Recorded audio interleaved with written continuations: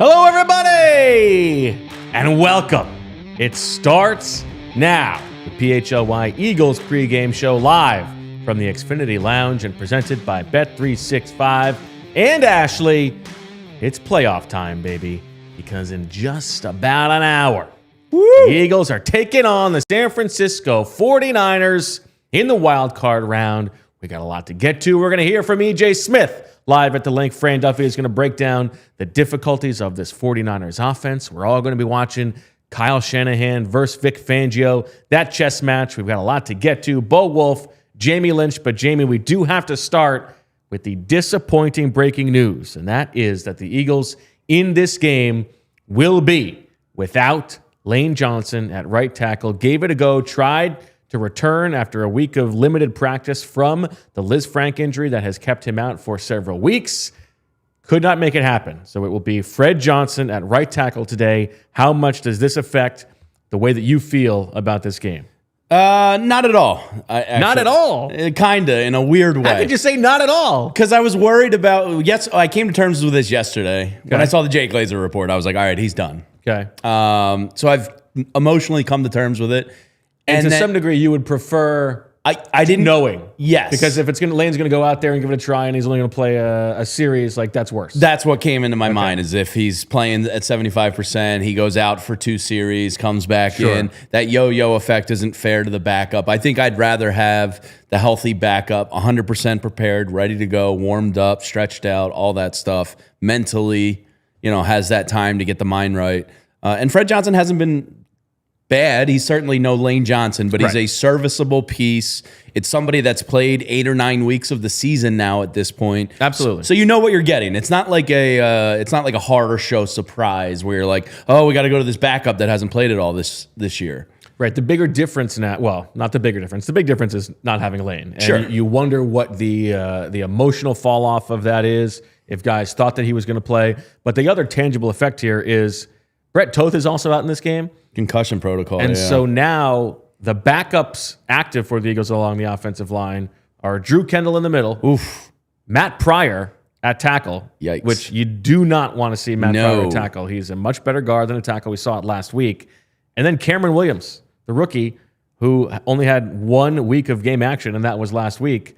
That's it. That's who they have active. So, well, that's slightly horrifying. But the flip side to that is, good thing those guys got a week off last week, because hopefully Landon Dickerson and Cam Jurgens and Jordan Mailata can come out and really win the line of scrimmage against, to be fair, what is a bad 49ers defensive line, a group that finished dead last in sack rate in the NFL. Yeah, you said something on Friday when I was doing the show with Rich that Jahad Campbell, a bench player for the Eagles in this game, could very well be maybe the best front seven, pass rusher that this 49ers defense was had if he was on that team. So, yeah, you feel good. Those guys got rested. This is a bad 49ers team.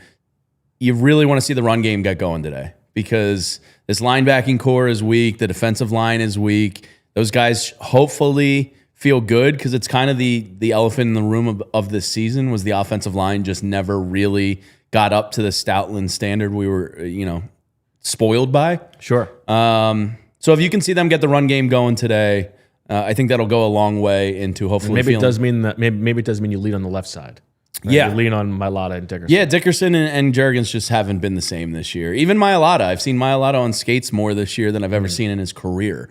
So hopefully to the left side today, Saquon can have a big day, and that's that. And we put our feet up and enjoy a nice playoff win. Yeah, we'll find out a little bit more about that whole situation when we talk to EJ in just a few minutes. But this game, Jamie, it's such an interesting contrast depending on who has the ball, right? Because when the Niners have the ball, it's like, oh man, this is football junkie stuff. This is like one of the most creative offensive minds against the best defensive mind. You've got a really good quarterback, a really good player in Christian McCaffrey. Now, they will be without Ricky Pearsall, we should note, but they're going up against a defense that is full of stars at every level. That's going to be awesome playoff football stuff.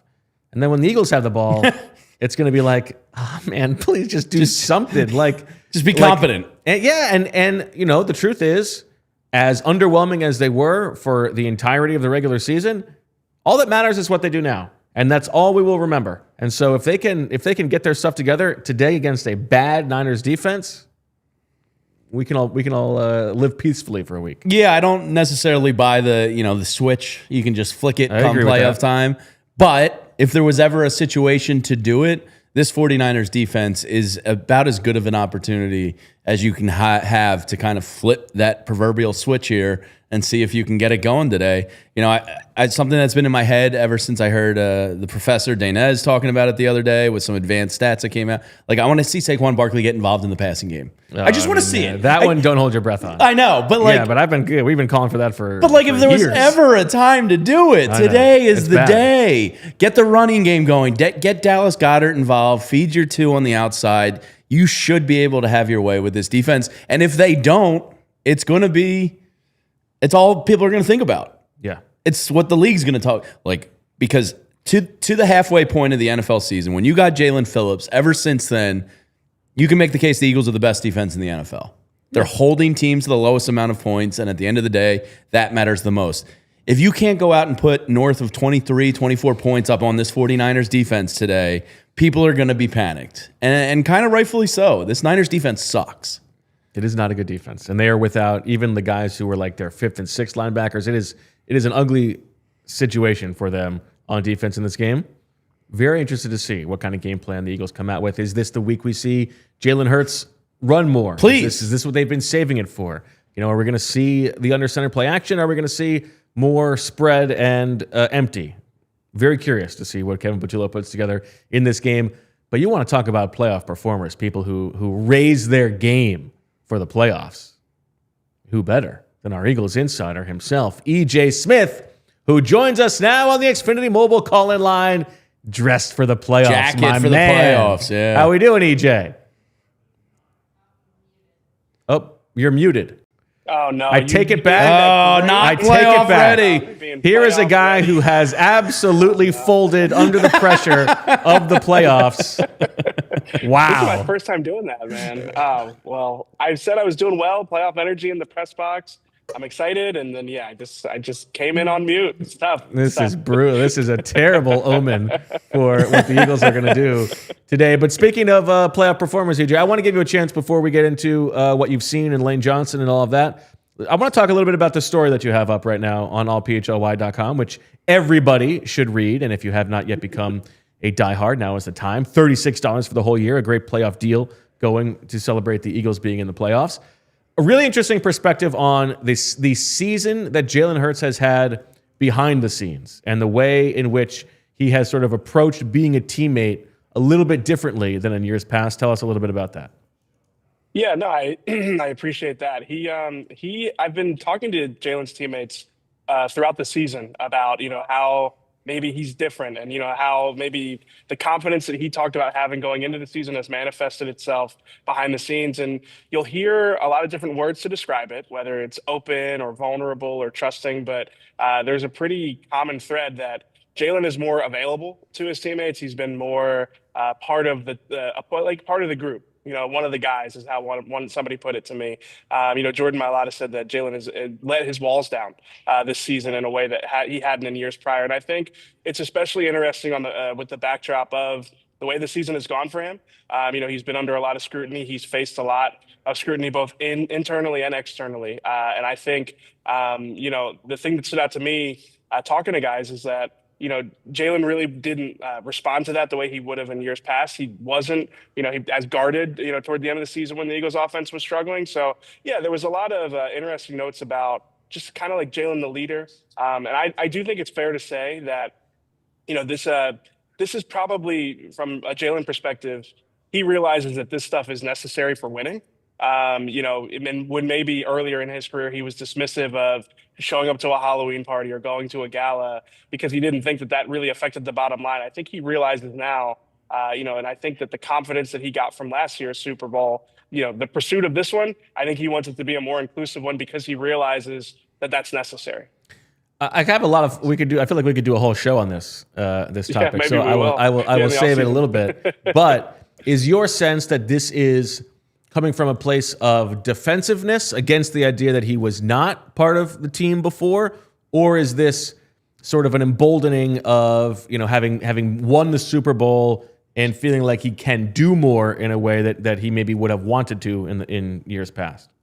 No, I think it's the latter. I think that it is definitely a reflection of confidence that he had. I mean, he talked about it in training camp, how winning a Super Bowl changed him, changed his level of confidence. I also think, Brandon Graham told me for this story that him getting married played a big role in this, having Yes, I like his wife. big wife Yeah, guy.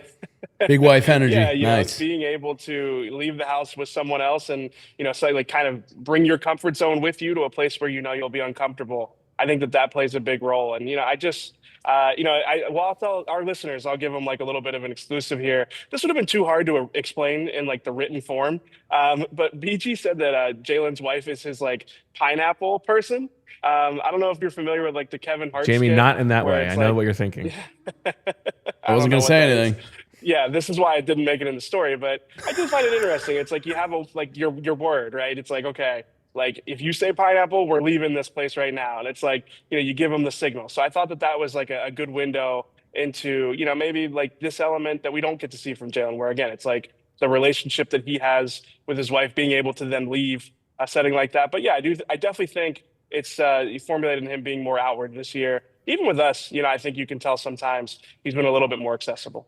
All right. Well, let's talk about the people who are going to be protecting Jalen Hurts today and your perspective on Lane Johnson being inactive and what that means for this matchup and how close you think he was to playing. Yeah, I do think that this was the type of thing where, I reported late in the week that there was optimism after a couple of practices with Lane Johnson.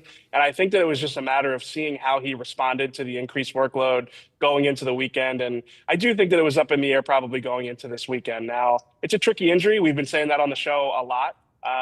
It's the type of thing where you don't know how he's going to respond. And, to kind of explain what I've been watching for the last 90 minutes, like Cameron Williams came out about 3 hours before kickoff. And I know our listeners are probably like, who is Cameron Williams and why is EJ talking about Cameron Williams? But, it's an important part of the story. He would be the Eagles' reserve tackle if Fred Johnson is not available to be the swing tackle. So he came out in street clothes when a lot of guys that were already in their uniforms 3 hours before kickoff, goes through warm-ups in his street clothes. He goes back into the locker room, and he emerges probably like a half hour later in his uniform, which to me suggested they weren't sure if they would need him. Mm-hmm. And then, late at some point, as inactives got closer, they realized he was gonna be up for this game.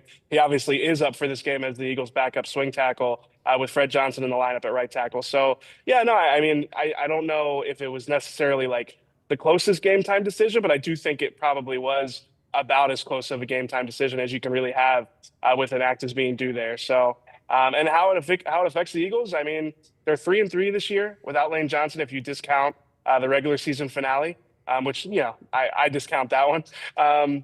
They're 18-28, including the playoffs without Lane Johnson in his career. So the numbers they kind of speak for themselves. Yikes. Now, Fred Johnson is a higher level backup than they've had for him in the past. But I mean, Lane Johnson, I think if you ask people around the Eagles building, they will not only say he's one of the best players on the team, they will say he's one of the best players to ever play football. So not having him in the lineup is significant. The last thing I'd say, though, is that this isn't the most daunting matchup, right? Right. Right. Yeah. Okay. That's all. I mean, I don't know. To me, it's like That felt like the beginning of a sentence. I'm sorry. I no. apologize. I realize I'm kind of going off here. I've been thinking about this for like hours now, so I've got a lot to say. But no, to me, it seems like they should be okay in this matchup, particularly. If you told me, a couple weeks from now he's still out and they've got some more more vaunted edge rushers on the schedule, that would make me more nervous. But still, I think especially in the run game. I think his presence would have been a big step for the Eagles. And to your point earlier, Bo, like it really affects the depth that they have if somebody goes down in this game. So, EJ, we're about 5 miles north of you up 95 here, and I can hear the wind whipping against the windows outside right now. Good alliteration. Jake Elliott in the wind, his numbers probably about average when it's north of 20 miles an hour. I think he's around 76%. What did you see in pregame warmups? Is there kind of a mark that they feel comfortable with today with him? Is it 45 yarders or less? What did you see from him? What do you think and how it affects the kicking game and the game plan today? So I suspect that Jake's probably going through warmups now. So I didn't see any warmup kicks, but No, I mean it was a real factor toward the back end of the season. So, and I think that it's also become apparent, in hindsight, that the Eagles called games with Jake's struggles in mind toward the end of the season as well. So, to me, it is a big factor going into this game. We obviously saw last night, the role that an inconsistent kicker can play in these games where the margins are so fine. So, no, it's a major concern. I pulled Jalen Hurts' numbers in these elements, not Jake Elliott's, but I think it's going to affect their point production in general. It's not quite the same wind as it was like a month or so ago, like that Lions game here. I remember it was like a consistent, strong wind. This is more like gusts. It's just kind of every once in a while you've got a powerful wind. You can see the flags whipping on the north side of the stadium there. So, yeah, no, it's going to be a factor. I've got Jalen Hurts' stats here. He's completed 58.4% of his passes in games with 15-plus mile-an-hour winds at kickoff this season. He's averaging 180 yards per game. So, that does not bode well if the Eagles are in a shootout. Fortunately, I don't think they're going to be in a shootout, but it's definitely going to affect the offense. So when you say it affects the way that they call games on offense, how so? I think that they're probably more aggressive in midfield situations. I think, Okay. I think in that Commanders game also there was, the first Commanders game. I think Jake Elliott's struggles were probably more of a factor than, Nick Sirianni suggested at the press in his press conference that night. Because listen, in a game that we expect to be, decided by tight margins and small things, generally speaking, the Eagles would have an advantage in this game in terms of like game management because Kyle Shanahan traditionally turtles and is very conservative. If Nick Sirianni is going to do the same thing, that takes away that advantage. So I'm curious to see how Nick comes out from a game management standpoint. In terms of the offensive design this week, EJ, what do you expect? Do you expect them to try to pretend to be last year's team and just lean on Saquon Barkley? Is this the empty week? Is this the under center week? What do you expect from the identity from a team that has failed to find an identity all season long on offense? Yeah, I think they're gonna stick to this mixed bag identity. So honestly, if they get something working on that first series, I'd expect to see a lot of it, whether it is empty, whether it's under center. I think the play action game is probably what I would expect to see a good amount of. I think that the team is bullish on being able to set things up through play action, almost like, pass to set up the run in some of these scenarios. So I think you'll see some of that. I think you'll see Jalen Hurts as a part of the QB run game. I've been saying all week, I feel like the boy who cried wolf with this. I feel like I've said it a few times on this show that I think that it's going to be a bigger part of it, but it's really now or never. It's time to cut it loose. Truly, yes. Yeah. So I think that'll be a big part of it. The thing the big question I have is we've spent so much time talking about the matchup advantages the Eagles have against these 49ers linebackers because of how depleted San Francisco is at that position. I just don't have a great deal of confidence that the Eagles are just going to all of a sudden isolate matchups for Saquon Barkley or Dallas Goedert. I know it makes all of the sense in the world. We just really haven't seen them do it this year. And I'm not sure that it is something I just don't have like I said, I don't have a great deal of confidence that that's going to be a big priority here. I think if you told me that they're trying to exploit their matchups on the perimeter, with DeVonta Smith and AJ Brown, you could talk me into those a little bit more based off of what we've seen from this Eagles offense. EJ, what was the vibe check in the lots as you were coming in? How much red did you see out there? I hope this isn't a Seattle situation where we have to tell Eagles fans to stop selling their tickets to Niners fans. I'm expecting 95, 96% green. What are we looking at? Yeah, I didn't notice very much red in the lots when I got here. I was here pretty early, but the lots were still pretty active when I showed up. And no, not a lot of red. I did see that Darius Slay is in the lots today, which I find hilarious. Slay. Funny. It looks like Slay, Alshon, and Avonte Maddox are kind of palling around here. Yeah, he could be really Avonte too. That's great. That is especially tough. But he could be playing the Jaguars right now, Darius Slay, but instead he's hanging out and watching the Eagles. I found that interesting. That is very funny.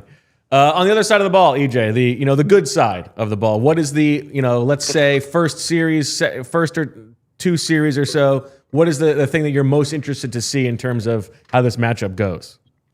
I just really want to see, like, because we had such like a great primer from Deniz and Fran on Yeah. all of the things that Kyle Shanahan was going to be watching and trying to key in on. And I'm just really curious to see like what's like the thing that Kyle Shanahan must have seen in the Eagles tape that he was like, oh, we have to push this button, right away. Like this is the button we're going to push. Is it going to be, I know we spent a lot of time talking about Adoree Jackson and how it's hard to exploit him in the Eagles coverage structure, but I'm sure Kyle Shanahan will be creative there.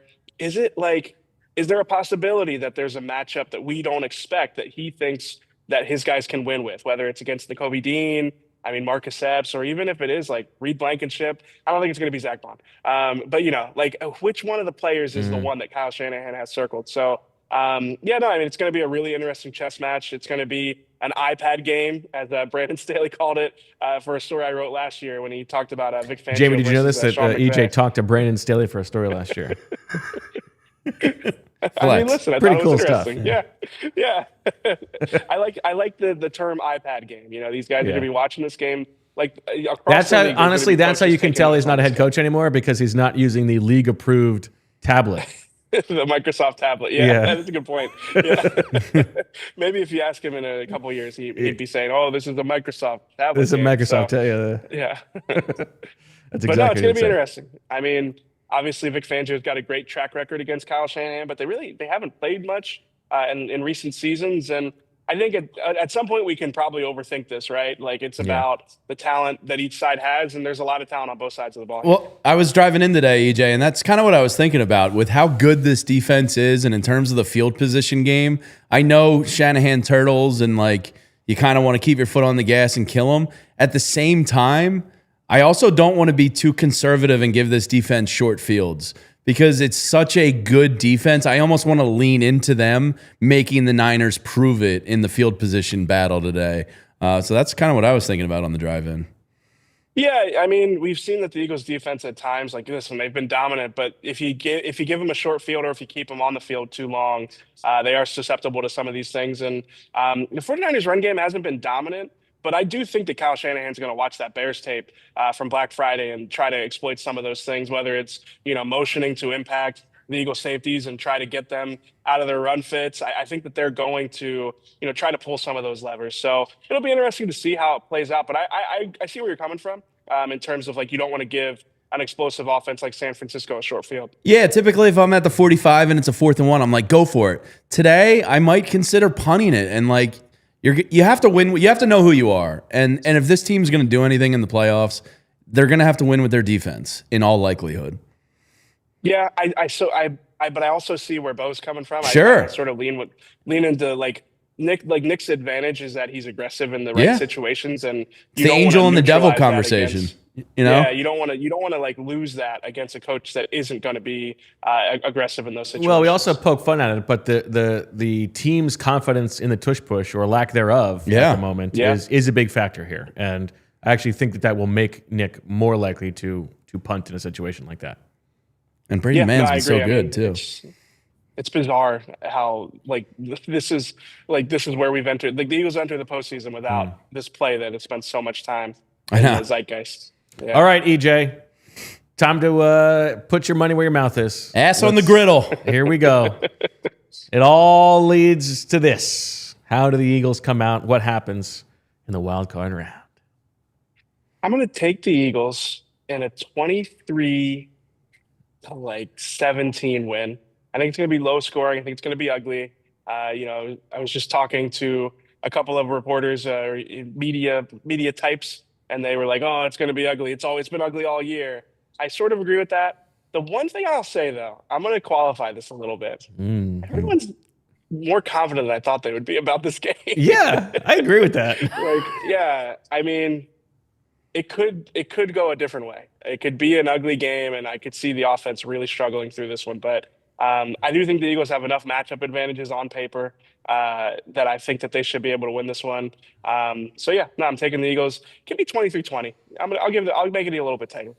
Okay, 23-20. That's the pick from our Eagles insider, EJ Smith. EJ, we will talk to you after the game on the post-game show. Good luck to you. All right, guys. Talk soon. See you, Jay. All right, and with that, we will send it to Our only commercial break here on the PHLY Eagles pregame show. On the other side, Fran Duffy breaks down the ways in which Kyle Shanahan tries to get defenses in a bind, what Vic Fangio might do in response. We'll have our best bets, our predictions, and anything else from you, the sickos in the chat, right here on the PHLY Eagles pregame show. Success in sports, business, life, what does it come down to? It comes down to working with the right people, having a clear plan, and showing up every day with a purpose. That's exactly how First Trust Bank supports Philadelphia's business owners. As the official bank of the Philadelphia Eagles, First Trust understands what it takes to compete and win. So if you are a business owner who's tired of feeling like just another number, First Trust is different. Family owned, deeply rooted in Philadelphia since 1934, and genuinely invested in this city and its business community. First Trust isn't just a bank. They give your business an edge, big enough to deliver real solutions, but personal enough to sit down, listen, and get things done. So learn more at firsttrust.com or call 1-800-220-BANK. First Trust Bank, the official bank of your Philadelphia Eagles. The other day I went out, I was starving, dropped the girls off to school, and I said, what do I need right now? I need a Sizzly. And I went to my local Wawa because I pass about 6 of them on the way to work, and I got myself a sausage, egg, and cheese biscuit, a hash brown, and a large iced coffee, all for $5. It's the $5 breakfast big deal, and it's an absolute no-brainer. You know, they got the coffee you want right there. Sometimes I put the hash brown on top of the sandwich. It's a real guilty pleasure of mine, but it hits every single time. The sausage and biscuit is a go-to of mine. The pork roll, egg, and cheese, they just don't miss. $5, you're in and you're out, and you've got enough fuel to actually focus on the day ahead and what you have coming up. From 5 a.m. to 11 a.m. every day, it's nice to know that the $5 big breakfast deal at Wawa is there for you. Coffee, hash brown, Sizzly. What else could you look for? A little bit of consistency, same order, same spot. Gotta have Wawa. Bet365 has 90 million users worldwide, and they live stream over 780,000 events each year with early payout offers across the NBA and NHL. Listen, you watched the playoff game last night between the Packers and the Bears. If you had bet on the Packers to win, you would have still got paid out, because with Bet365's early payout offer, you're a winner if your team goes up by 17 points with an instant payout on straight bets and parlay selections marked as winners. All you got to do is download the app and use code PHLY365 when you sign up. Here's the breaking news. New customers now get $200 in bonus bets when you bet $5, win or lose. Sign up, use the code PHLY365, deposit $10, and place a bet for $5 to get $200 in bonus bets if your bet wins or loses. Bonus bets can be used on the spread, totals, player props, futures, and more. Whatever the moment, it's never ordinary at Bet365. Must be 21 or older and physically located in Pennsylvania. If you or someone you know has a gambling problem and wants help, call 1-800-GAMBLER.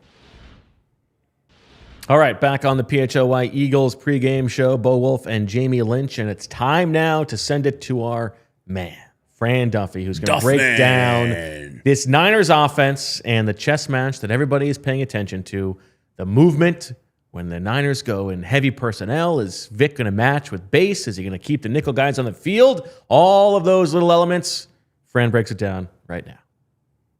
All right, guys, let's talk about how to stop this San Francisco 49ers offense. And really the big thing is that it's going to be a classic example of stop the run to earn the right to rush the passer if you're this Eagles defense. And again, this starts with stopping Christian McCaffrey and the run game on those early downs. This is a good example of what they try and do to you.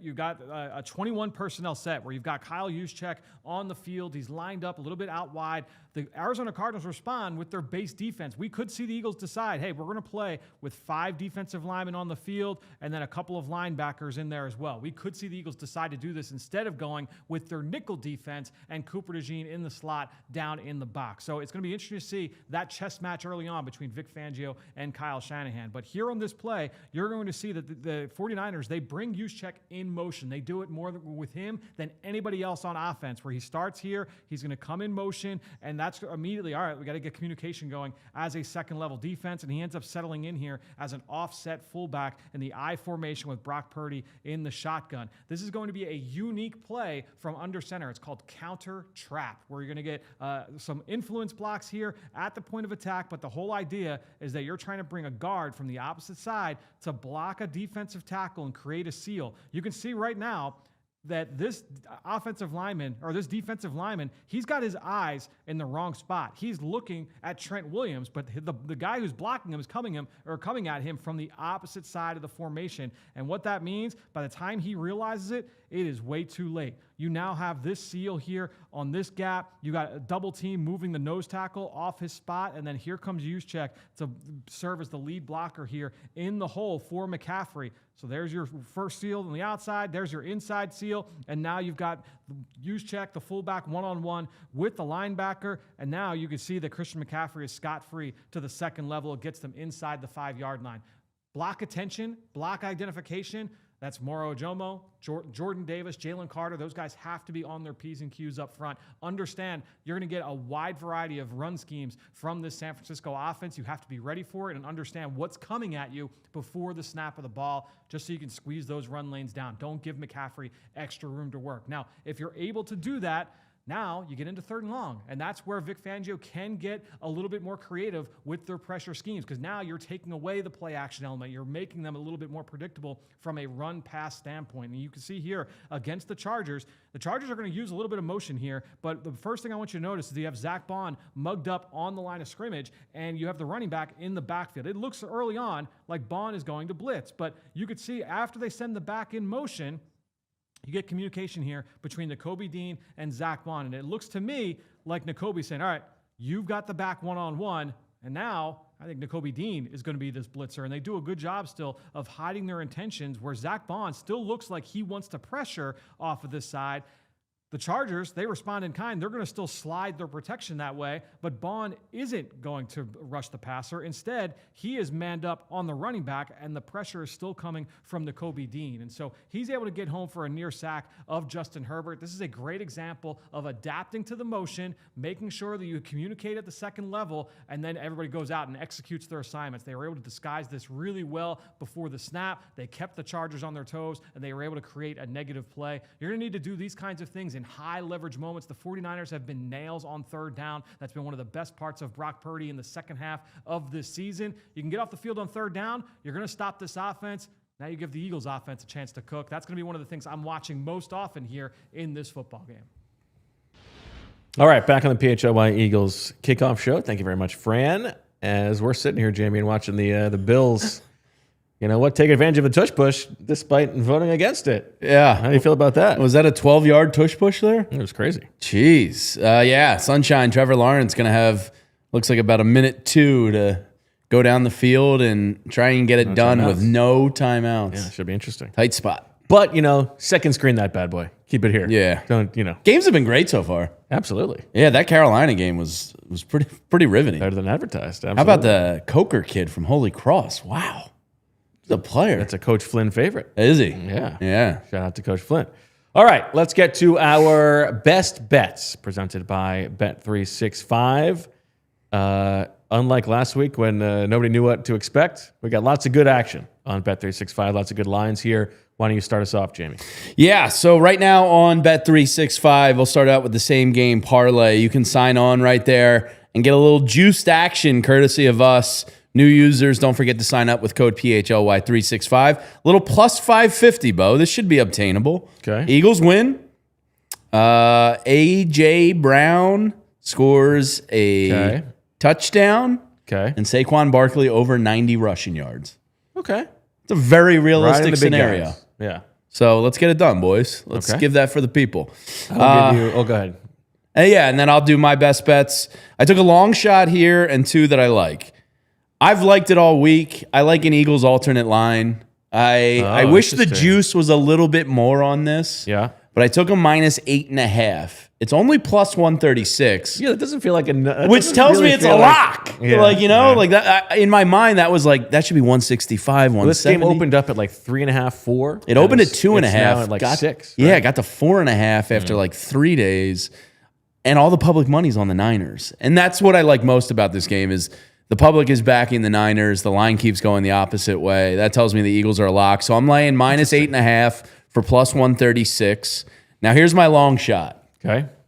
Kevin Patullo, I'm begging you. My children are starving. Try something different today. Get Saquon Barkley involved in the passing game. Okay. Plus 1,100 for Saquon to have over 50 receiving yards. I kind of like that. Yeah, it's a long shot, but it's not it's a non-0% chance of happening. It just takes one play. One big play. One big play, and the Eagles, I believe, have targeted Saquon Barkley more than 10 yards down the field twice or 3 times. Let's get all nuts. season long. Remember they did it in that Bucs game. Yeah. And it was a beautiful wheel route touchdown. Lawrence throws a pick. That game was over. Sunshine. No. And I don't see any reason why they can't try to do that this week against those linebackers. And so, yeah, I mean, from the 45-yard line, you just hit that one play. Yeah. That's not terrible. Let's cook. Plus 1,100. 1,100. I don't mind that. And then last one, A.J. Brown, over 5.5 receptions. I think they're going to feed the beast a little bit today. You just lay minus 105 with that guy. Okay. I like that. Yeah, I've got 2, the same guys you're talking about, and then one other one. So I'm going Saquon Barkley. This is a classic from last year. I'm going with his longest run is over 18.5 yards. And I don't know if he's going to be as effective as the Eagles would like, but I do think he can pop one. Yeah. Especially against these linebackers. Definitely. So I'm going with that one. And then I'm also going longest completion to A.J. Brown is over 22.5 yards. And that's minus 115. I think the Eagles are going to take some shots downfield in this game to A.J. Brown. I feel pretty good about that one. And then the other one, I'm going the bigger odds, plus 350. I mean, we know Nakobe Dean is back in this game. We know Vic Fangio is going to send him at some point. We know he's going to run over a running back. Let's find out if he can finish the sack. Nakobe Dean sack plus 350. I like that one. That's good. Yeah. I mean, some of the Fran breakdowns this week have been so good, but one of them was like, this scheme is perfect for a Nakobe blitz right up the A-gap. So that's good action. A good return on a little. Yeah, why not? A little Nakobe sack. So there you go. Once again, head over to Bet365 where it is never ordinary. All right, Jamie. So now that we have seen the first 3 games of playoff weekend as the Bills take down the Jacksonville Jaguars. By the way, so far 2-0 in my Bet365 predictions for the weekend. Okay. I had the Bills -1. I had the Bears as a home plus dog. 1.5, right? A home dog of that caliber team in the playoffs. Just take it. Don't think too hard. Okay. My last one was the Eagles alternate line -8.5. So I got a 3-0 record here on the hot seat. So I'm cooking a little bit. 2 road teams have won. Yeah. Yeah, right? Like the home team is due. Screw Kyle Shanahan. Well, hold on a second. The Jags were also home dogs. They were, but I didn't like that one as much because I felt it was Josh Allen's kind of turn. Okay. I think like he has a roadmap in front of him. Yeah. That's like, Yes. if you can't get it done now, you're not going to get it done. So I did go, and I think the Bears are probably slightly better than the Jags, although it's close. Okay. But yeah, I just think it's Josh Allen's year to finally get to a Super Bowl. All right. Before we get to predictions, any final thoughts on just things that you would like to see in this game? Anything else that's worrying you on your mind? The only thing that's worrying me right now is how confident I am. Okay. And I really want to see stupid Kyle Shanahan face where he's frustrated and the cheeks get red. Looking for something to blame. Yeah, looking for something. He loves to blame something on Yeah, somebody he's else. like, is there a puppy around I can kick? I want to see that stupid Shanahan face. I don't know what it is about his face, but I just hate it. It's like that line from Step it's Brothers. a very hateable face. Yeah. Yeah. Yeah, so I really want to see him struggle a lot. Yeah. I want to see a lot of like pissed off, like cursing under his play charts. And I wouldn't mind seeing some pissed on. yeah, hell, yeah, why not? And the other thing I want to see Brock Purdy on his back. I want this Eagles defensive line to get after Purdy because he's good. I'm not going to sit here and tell you he's not a good quarterback. He's gotten the most out of the least they've had in a long time this year. Really commendable. 6-game winning streak before recently. He's a good quarterback. Like most quarterbacks, they're soft when they're getting hurt, when they're getting hit. And I think Purdy's just one of those guys. If you get to him early, he kind of shrinks a little bit. So I want to see the Eagles D-line just come out early. Jalen Phillips, you said this is the happiest you've ever been They went and traded for you. You were the missing piece. Go out there and knock Purdy on his ass. Nolan Smith, please give us some of that violence we saw on the playoff run last year. Jalen Carter, Jordan Davis. Jordan Davis, you're having the career year. Go out there and bury him today. And I think this is an easy win. It is an interesting situation, especially for the guys who rested last week, right? Because you look at it, and what the Eagles gave up in resting guys was that if they win this game, they have to go to Chicago instead of having Chicago come to Philadelphia. And that's a big difference. However, if the Eagles come out today and the offensive line without Lane Johnson looks rested and powerful and blows the Niners off the line of scrimmage, and if Nakobe Dean and Zack Baun and the secondary are just crushing people, and there's no missed tackles on this defense, then I think you can say that it was probably worth it, because that's what it was about, was getting them fresh for this. Absolutely. And listen, this is a team that is defending Super Bowl champions, and I know that they have tried to say that this is a different team, this is this year's team, but this is the beginning of their chance to defend. Yeah. And, as the professor has talked about, you don't get, those chances are even rarer than a chance to win the Super Bowl, right? Sure. These are very rare. Jalen Hurts. Do we see playoff Jalen Hurts? Does Jalen Carter, who has only played one game in the past month and a half, does he come out and play 95% of the snaps and blow this game up? This is a chance for guys to become legends. I can't wait to see what happens. Yeah. It's very exciting. I mean, our man BG, your co-host, wrote a letter to the people today, had me fired up. And it was basically like, time is now. I came out of retirement because I thought this team is good enough to do it. Go out there and do it. Like Kevin Patullo, if you got something you've been saving, use it. Please. We're desperate. Give us some excitement. For the love of God, man. This defense sucks. Go out there and impose your will. This defense is Super Bowl caliber. This defense is great. You can win on this defense. But offensively, Kevin Patullo and Nick Sirianni, please do something competent today for 4 quarters. We don't need it for 2, and then to sweat out the other 2. Finish a game, and you can get this rolling in the right direction. I think you could say the lesson of these last 3 games, the first 3 games of the playoffs, is that, no lead is safe. Yeah. Right? No, absolutely. If Doug Peterson taught the Philadelphia Eagles organization anything, keep that foot on the freaking pedal. Run up a score. Who gives a damn? All right. Close us out, Jamie. What's your prediction? I think the Birds rout them today. I felt it all week. I haven't wavered from it. I think the 49ers, I don't want to say it's fool's gold, because that diminishes, a 12-win team when they lost a lot and they've had Hall of Famers down, and Christian McCaffrey played an entire year. What an anomaly that is.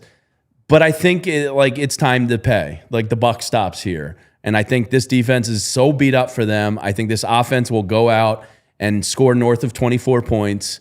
And if that's the case, this is the best defense in the NFL. They're playing at home. They're going to be frothing at the mouth. They're going to hit Purdy. He's going to get uncomfortable. Kyle Shanahan's going to regret his existence. And I think the Birds crush him. I'm going Birds 33, Wow. Niners 17. Wow. Let's go! City. I like that. I have a less exciting prediction. I think this game is going to it's going to drag you through the mud. No, I'm not ready for that. This game you are going to have not a fun experience watching this game. I think it is going to be not that comfortable. The Eagles are going to be losing 20-14. No! With about 4 minutes left. Jalen Hurts. I'm weak. Is going to turn into playoff Jalen Hurts. He's going to lead a touchdown drive to give the Eagles a 21-20 lead with 45 seconds left. Oof. I'll be cracking beers. Then the Niners are going to get the ball. Oh, no. And the Niners are going to get a couple big plays down the field to George Kittle. They're going to be lining up for the game-winning 54-yard field goal. And Jordan Davis is going to get a finger on it. Just a finger. Just a finger. And it's going to float just short. And the Eagles are going to escape 21-20. Vinny's going to hate me because I'll be totally nude if that happens in the studio. Wow. A super chat to send us out. Raverma. Win-win regardless of outcome. Either we get a playoff run or it's the last time we see this offense again. Yes, true. Amen. But listen, along those lines, we're in the playoffs now. Every game, this could be the last time you see A.J. Brown in an Eagles uniform. Yeah. You know, all these guys who have had such amazing moments in Philadelphia, it could be the end for any of them. So buckle up. Enjoy the ride. We're going to give you 15 minutes here to get yourself situated. If you need to pray, if you need to run around the block, shotgun a beer, do whatever you need to do, and then join us for the watch along. We are going to be here the entire game. So, go second screen with us. Vinny's going to be here. We'll be reacting to everything that you guys are watching. And then, of course, we'll be here for the post-game show afterwards. All of our friends. So that's it. And if you're new, if you just found us, if you're checking in, every day, 2 o'clock, Eagles show, Anthony Gargano show at 9 o'clock. We have Philly show at noon, Sixers show, pre and post, Flyers pre and post. Hit a thumbs up for us. Give us a little like. It helps us here. So let's go Birds. All right. Thank you, Lindsay.